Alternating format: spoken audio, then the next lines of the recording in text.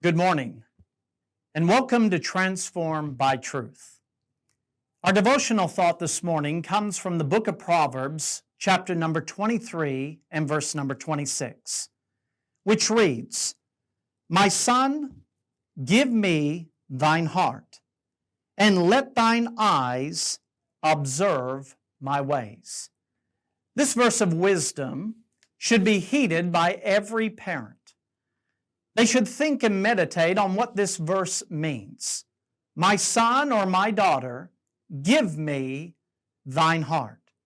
I believe if parents will apply this verse, then it would end most parent-child conflicts. Parents would see more obedience in their child. They would hear more respect in their communication and their response.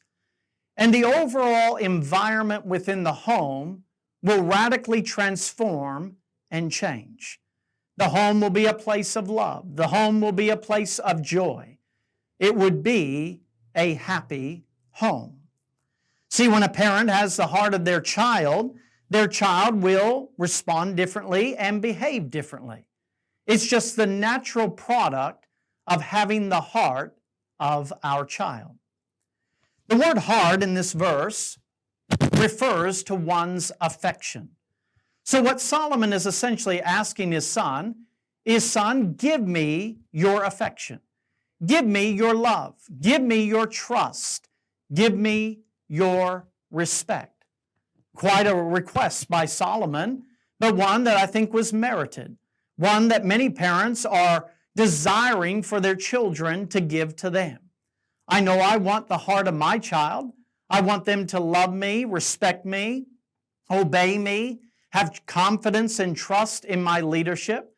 All of those things are desires of my heart. But notice here that he says a child must give that. He said, you must offer this to me. You must give me your heart. When a parent does not have the heart of their child, then there will be a continual battle that will occur. Now, some parents have this mentality and this attitude, well, I'm just going to demand that my child give me their heart. I'm going to demand obedience. I'm going to demand respect. I'm going to demand love. Well, think about what you're saying. I'm going to demand these things. Notice that Solomon did not say, my son, I demand that you give me your heart. He simply said, my son, give me thine heart. Please, have your affections directed towards me. Allow me to be a part of your life. Allow me to be a source of direction and guidance and help. Allow me into your life. This is what he was asking. And I think we need to understand that we cannot force obedience. We cannot force our child to give us their heart. I remember hearing a humorous story about a parent who asked their child to stand when older people entered into the room. The child didn't want to do this. They would rather have sat and continued to play their video game. And so the parent demanded this of them.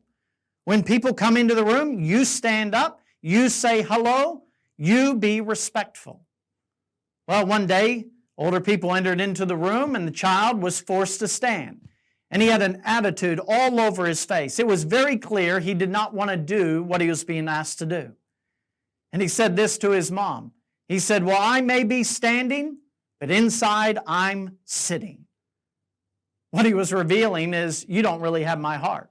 I don't want to do what you say. I'm just being forced to comply. Now, this verse highlights the difference between forced obedience and willing obedience. It shows the difference between this of having our child's heart and really connecting with them versus just being the parent and the child and having this distant relationship. And so the question that we're going to ask is, how do we get our child's heart?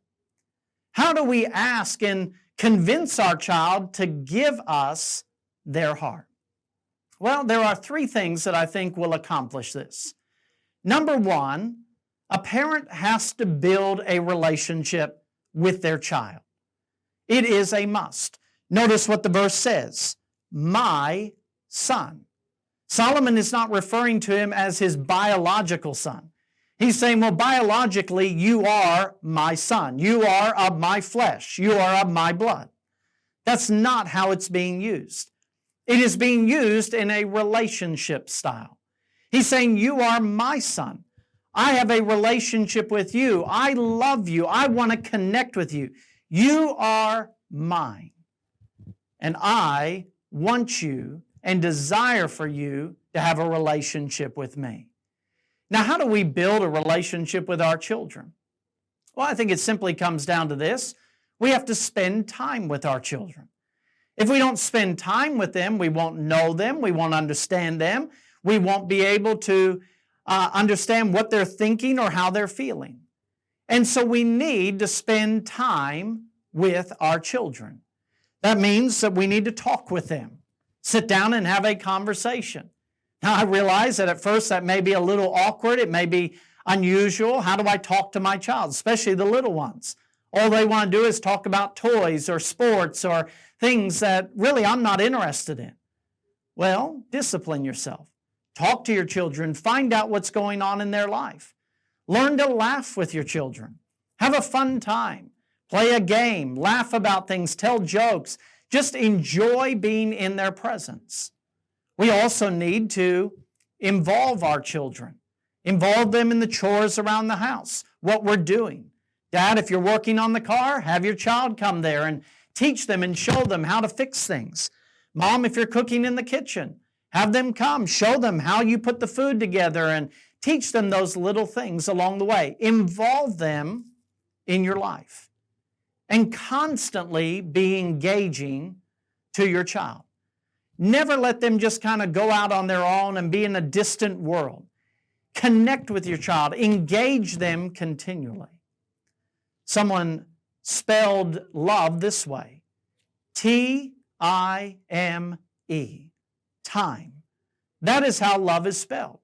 And we can tell our children, well, I love you, I care for you, I appreciate you, but really what children want from their parents is their time.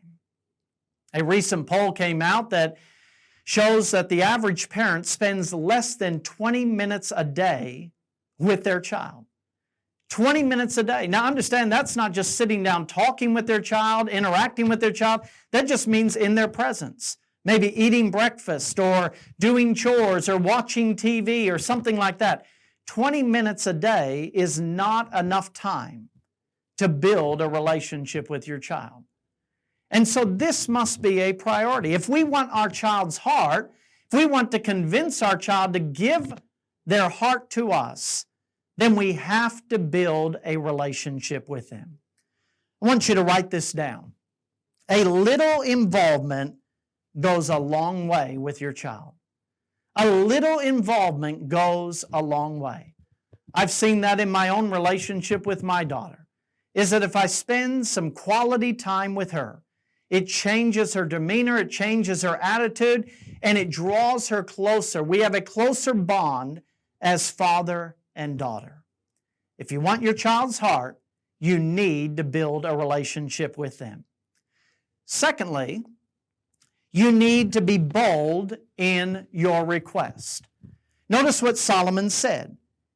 Give me thine heart. Give me thine heart. He was very direct. He was very bold. He was very clear. This is what I want from you. He didn't say, give me your obedience. Give me your attention. Give me your respect. He said, give me thine heart. This is what I want. Now, there are other people in the world today that will be direct and bold with your children. The musicians that your children listen to, they're going to say, give me your heart, give me your love, your respect.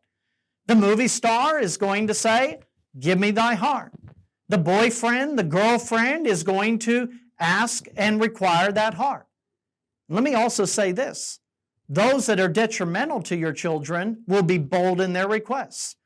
The drug dealer, the bad friend is going to be very clear. This is what I want. I want your love. I want your respect. I want your trust. And sadly, many children today are following after other loves and giving their hearts to people that have no business having their heart. The father and the mother should have their heart of their children.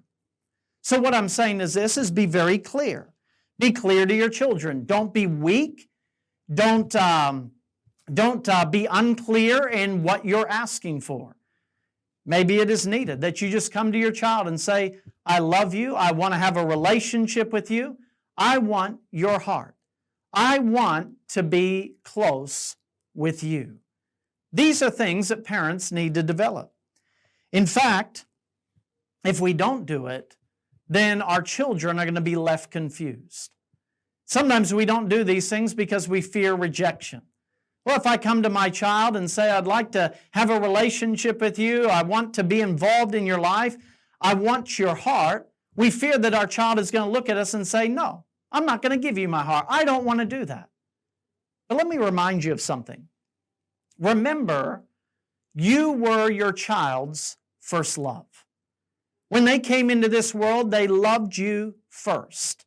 They had no other love in their life other than you. And partly because there was no competition at that time. They were naturally drawn to you. They had that affection towards you. They needed you. There was a bond that they had. Now, as children get older, it becomes more challenging to keep their heart. And certainly when they get to their teenage years, it can be a big challenge. But it is not impossible. Be clear with your children. Let them know what you're asking for and pursue it. So Solomon said, my son, I have a relationship with you. He was bold in his request. Give me thine heart. But then there's a third thing, and that is remember the risk. Remember the risk. He goes on to say, let thine eyes observe my ways. Son, watch me. See how I conduct myself. See how I live my life. See how I behave. Observe my life. And understand that observation is a part of education. It's not just a matter of sitting down our children and going through and reading certain things or explaining certain things. A lot is learned by observation. In fact, I believe our children learn more from watching us than listening to us. Now remember Solomon's request. He said, give me thine heart. Now, son, when you give your heart to me, I want you to observe my ways as well. So again, he's asking for the heart. And what is he specifically asking for? He's asking for his child's love. Now let's connect this. He says, son, I want your love. I want your affection. So the question you need to ask yourself is this. Are you loving him or her? Are you loving others properly? What type of love are you demonstrating? Is it a self-centered lust? It's all about you. This is what I want from people. I take from people. Or are you truly affectionate? Are you a giver? Do you care genuinely about your children and other people? They're going to learn about love by watching you. We're also asking our children to follow us.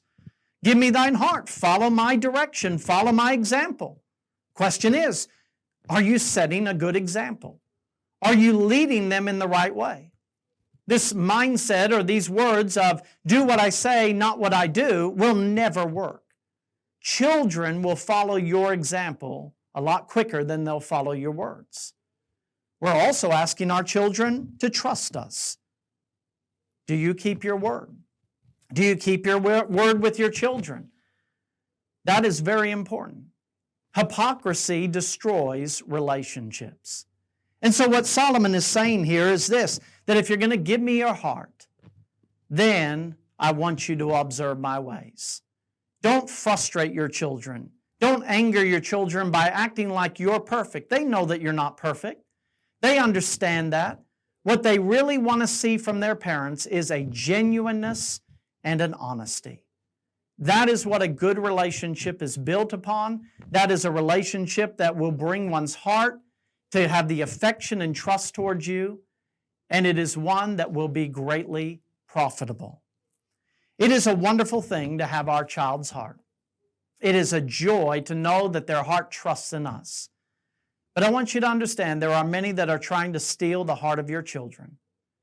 Don't let them. And please, don't give them a reason to steal your child's heart. I hope this devotional thought has been a help to you. Have a wonderful week, and we'll see you Sunday at 6:30. Lord bless you.